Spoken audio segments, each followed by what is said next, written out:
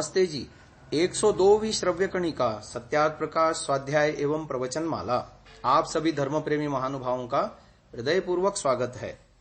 महानुभावों, गत श्रव्य कणिका में हमने असत्य मिश्रित सत्य ग्रंथों के विषय में आपके सामने बात रखी थी कि असत्य मिश्रम सत्यम दूरतस्त्याज्यमिति, यानी असत्य से युक्त ग्रंथस्थ सत्य को भी वैसे ही छोड़ देना चाहिए जैसे विष मिले हुए अन्न को। तो फिर प्रश्न उठाया कि तुम्हारा मत क्या है। सिद्धांत पक्ष को पूछ रहा है पूर्व पक्षी कि तुम्हारा मत क्या है। उत्तर दिया ऋषि दयानंद ने, वेद अर्थात जो जो वेद में करने और छोड़ने की शिक्षा की है उसका हम यथावत करना छोड़ना मानते हैं। जिसलिए वेद हमको मान्य है, इसीलिए हमारा मत वेद है। ऐसा ही मानकर सब मनुष्यों को, विशेषतः आर्यों को ऐक्यमत्य होना चाहिए, होकर के रहना चाहिए। अब अगला विषय आ रहा है 6 शास्त्रों में अविरोध।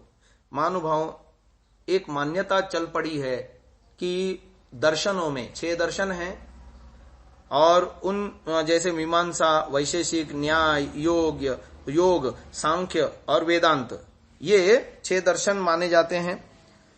तो इनमें परस्पर विरोध है ऐसा माना जाता है।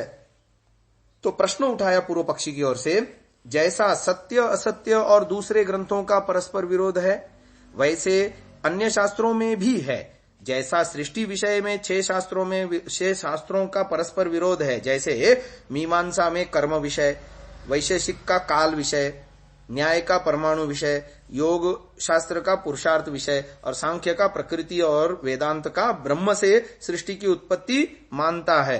क्या यह विरोध परस्पर नहीं है? अब सिद्धांत पक्ष की ओर से ऋषि दयानंद उत्तर दे रहे हैं। पहले तो बिना सांख्य और वेदांत के दूसरे 4 शास्त्रों में सृष्टि की उत्पत्ति प्रसिद्ध नहीं लिखी और इनमें विरोध भी परस्पर नहीं, क्योंकि तुमको किसे विरोध कहते हैं और किसे अविरोध कहते हैं इसका ज्ञान ही नहीं। मैं तुमसे पूछता हूं कि विरोध किस स्थल में होता है? क्या एक विषय में होता है अथवा भिन्न भिन्न विषयों में? तो एक विषय में अनेकों को परस्पर विरुद्ध कथन हो उसको विरोध कहते हैं, यह पूर्व पक्षी ने जवाब दिया। यहां भी सृष्टि एक विषय है, यानी एक सृष्टि विषय को लेकर के 6 शास्त्रों में विरोध आया है। तो इसका सिद्धांत पक्ष की ओर से ऋषि दयानंद उत्तर देते हैं, क्या विद्या एक है व 2? एक है। जो एक है तो व्याकरण, वैद्य, ज्योतिष आदि का भिन्न भिन्न विषय क्यों है? जैसा एक विद्या में अनेक विद्या के अवयवों का एक दूसरे से भिन्न प्रतिपादन होता है, वैसे ही सृष्टि विद्या के भिन्न भिन्न 6 अवयवों का 6 शास्त्रों में प्रतिपादन करने से इनमें कुछ भी परस्पर विरोध नहीं है। उदाहरण के लिए हम लौकिक उदाहरण लेते हैं। चिकित्सा शास्त्र में चिकित्सा मूल विषय है, रोग निवृत्ति मूल विषय है, रोग से हुए दुख निवृत्ति मूल विषय है, परंतु आंख का डॉक्टर अलग है, कान का डॉक्टर अलग है, जो है हृदय का डॉक्टर अलग है, और हार्ट स्पेशलिस्ट अलग, ब्रेन स्पेशलिस्ट अलग, और हड्डियों का डॉक्टर अलग, महिलाओं का डॉक्टर अलग, बच्चों का डॉक्टर अलग, और फिर प्रसूति कराने वाले डॉक्टर अलग। तो इस तरह से, और मानस चिकित्सा उपचार करने वाले डॉक्टर अलग।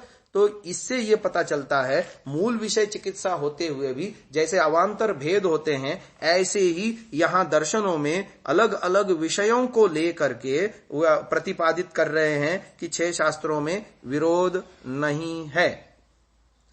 और यही उदाहरण दिया कि जैसे वैद्यक शास्त्र में निदान, चिकित्सा, औषधि दान और पथ्य के प्रकरण भिन्न भिन्न कथित हैं, परंतु सबका सिद्धांत रोग की निवृत्ति है, वैसे ही सृष्टि के 6 कारण हैं, इनमें से एक एक कारण की व्याख्या एक एक शास्त्रकार ने की है, इसलिए इनमें कुछ भी विरोध नहीं। इसकी विशेष व्याख्या सृष्टि प्रकरण में लिखेंगे। प्रायः लोगों की यह धारणा होती है कि अन्य अन्य ग्रंथों की भांति भी 6 शास्त्रों में विरोध है। वस्तुतः ऐसा नहीं है। इस विषय में ग्रंथकार ने सत्यार्थ प्रकाश के प्रथम संस्करण में और अच्छा प्रकाश डाला। वहां उन्होंने लिखा, सज्जन लोगों को सत्य शास्त्रों ही का पढ़ना और पढ़ाना उचित है, जाल ग्रंथों का कभी नहीं। पूर्व पक्ष, 6 शास्त्रों में भी तो अन्योन्य विरोध और परस्पर खंडन देख पड़ता है, एक का दूसरे से, दूसरे का तीसरे से, ऐसा ही सर्वत्र है। जैसा जाल ग्रंथों में एक शास्त्र के विषय में बहुत सी परस्पर विरुद्ध टीका और मूल ग्रंथ हैं, वैसे ही विरोध सत्य शास्त्रों में भी देख पड़ता है। जो दोष आपने जाल ग्रंथों में दिखा दिए, वही दोष सत्य शास्त्रों में भी आया। फिर सत्य शास्त्रों का पढ़ना और जाल ग्रंथों का न पढ़ना, आप कहते हैं इनमें क्या प्रमाण है? अब सिद्धांत पक्ष की ओर से उत्तर दे रहे हैं। यह आप लोगों को मिथ्या ग्रंथों के पढ़ने और सुनने से भ्रांति हो गई कि सत्य शास्त्रों में भी परस्पर विरोध और परस्पर खंडन है। यह बात आप लोगों की मिथ्या ही है। देखना चाहिए कि आजकल के लोग टीका व ग्रंथ रचते हैं सो द्वेष बुद्धि से ही रचते हैं कि अपनी बात मिथ्या होए तो भी सत्य प्रतिपादित कर देते हैं। तब सब लोग उसको कहते हैं कि कितना बड़ा पंडित है। इस प्रकार के जो धूर्त मनुष्य हैं वे ही टीका व ग्रंथ रचते हैं, उनमें इसी प्रकार की धूर्तता रखते हैं। उनको जो पढ़ता व पढ़ाता उसकी भी बुद्धि वैसी ही भ्रष्ट होती चली जाती, सो मिथ्यावाद में प्रवृत्त होता जाता। इस दोष के होने से सत्य शास्त्रों का जो यथावत अभिप्राय है उसको वे भी नहीं जानते। इससे वे कहते हैं कि सत्य शास्त्रों में भी विरोध है, परंतु मैं आप लोगों से कहता हूं कि 6 शास्त्रों में लेश मात्र भी परस्पर विरोध नहीं है, क्योंकि इनका विषय भिन्न भिन्न है। 6 दर्शनों में विरोध की बात प्रायः सृष्टि रचना के प्रसंग में आती है। अतः इस विषय का विस्तृत विवेचन आगे सृष्टि विषयक अष्टम समुल्लास में किया जाएगा।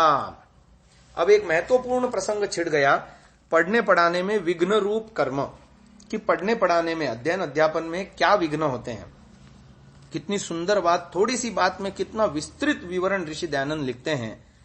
उन्होंने लिखा, जो विद्या पढ़ने पढ़ाने के विघ्न हैं उनको छोड़ देवें।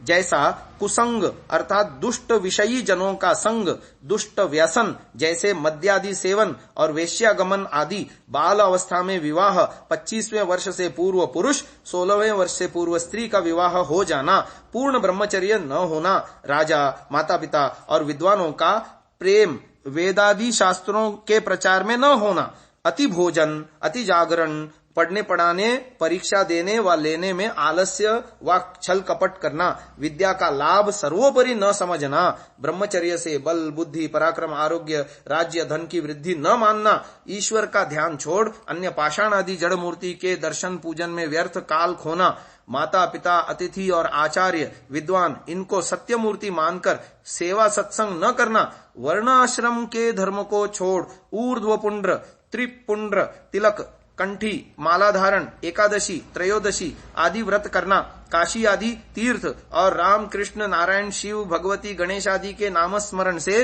पाप दूर होने का विश्वास करना, पाखंडियों के उपदेश से विद्या पढ़ने में अश्रद्धा का होना, विद्या, धर्म, योग, परमेश्वर की उपासना के बिना मिथ्या पुराण नामक भागवत आदि की कथा से मुक्ति का मानना, लोभ से धनादि में प्रवृत्ति होकर विद्या में प्रीति न रखना, इधर उधर व्यर्थ घूमते रहना इत्यादि मिथ्या व्यवहारों में फंस के ब्रह्मचर्य और विद्या के लाभ से रहित होकर रोगी और मूर्ख बने रहते हैं। आजकल के संप्रदायी और स्वार्थी ब्राह्मण आदि जो दूसरों को विद्या सत्संग से हटा अपने जाल में फंसा उनका तन मन धन नष्ट कर देते हैं और चाहते हैं कि जो क्षत्रिय आदि वर्ण पढ़कर विद्वान हो जाएंगे तो हमारे पाखंड जाल से छूट करके और हमारे छल को जान करके हमारा अपमान करेंगे इत्यादि विघ्नों को राजा और प्रजा दूर करके अपने लड़कों और लड़कियों को विद्वान करने के लिए तन मन धन से प्रवृत्त होवे। महानुभाव, ब्रह्मचर्य अवस्था में विद्याध्ययन में जो विघ्न आते हैं उसके विषय में सत्यार्थ प्रकाश के प्रथम संस्करण में इतना अधिक और विशेष लिखा है।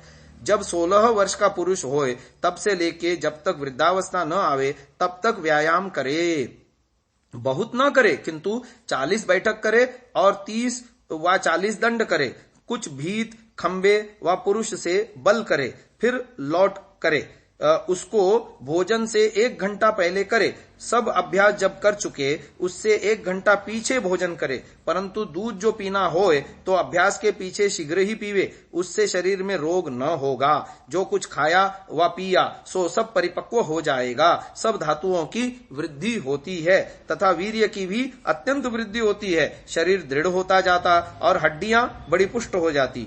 जाठराग्नि शुद्ध प्रदीप्त रहती और संधि से संधि हाड़ों की मिलती रहती, अर्थात सब अंग सुंदर रहते, परंतु अधिक न करना, यानी व्यायाम की बात कह रहे हैं। अधिक के करने से उतने गुण न होंगे, किंतु सब धातु शुष्क और रूक्ष हो जाते हैं। यह बात सुश्रुत में लिखी है, जो देखना चाहे सो वहीं देख लेवे।